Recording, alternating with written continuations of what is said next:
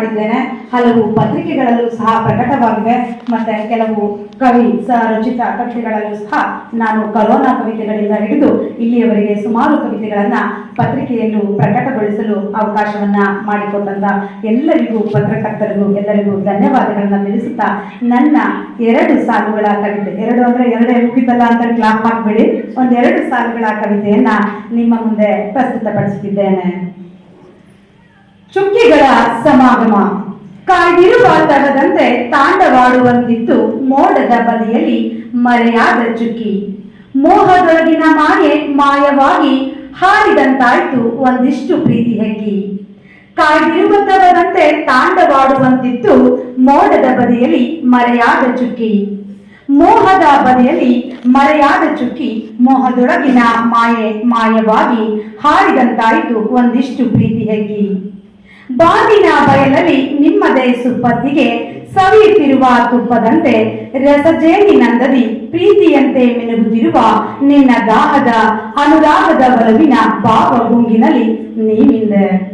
ಬಾಗಿನ ಬಯಲಲ್ಲಿ ನಿಮ್ಮದೇ ಸುಪ್ಪತ್ತಿಗೆ ಸವಿಯುತ್ತಿರುವ ತುಪ್ಪದಂತೆ ರಸಜೇನಿನಂದದಿ ಪ್ರೀತಿಯಂತೆ ಮಿನುಗುತ್ತಿರುವ ನಿನ್ನ ದಾಹದ ಅನುರಾಗದ ಒಲವಿನ ಭಾವ ಗುಂಗಿನಲ್ಲಿ ನೀವಿಂದೆ.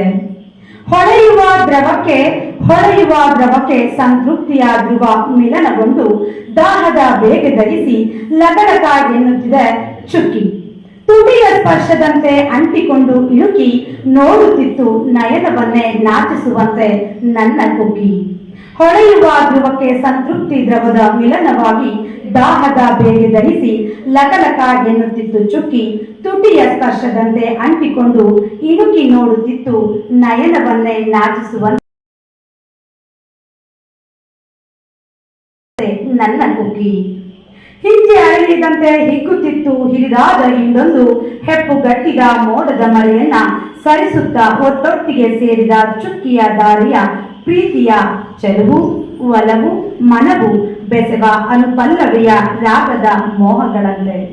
ಹಿಂಚಿದರಳಿಯಂತೆ ಹಿಗ್ಗುತ್ತಿತ್ತು ಹಿರಿದಾದ ಹಿಂಡೊಂದು ಹೆಪ್ಪುಗಟ್ಟಿದ ಮೋಡದ ಮರೆಯನ್ನ ಸರಿಸುತ್ತಾ ಒಟ್ಟೊಟ್ಟಿಗೆ ಸೇರಿದ ಚುಕ್ಕಿಯ ದಾರಿಯ ಪ್ರೀತಿಯ ಚೆಲುವ ಒಲವ ಮನವ ಬೆಸೆವ ಅನುಪಲ್ಲವಿಯ ರಾಗದ ಮೋಹಗಳಂತೆ.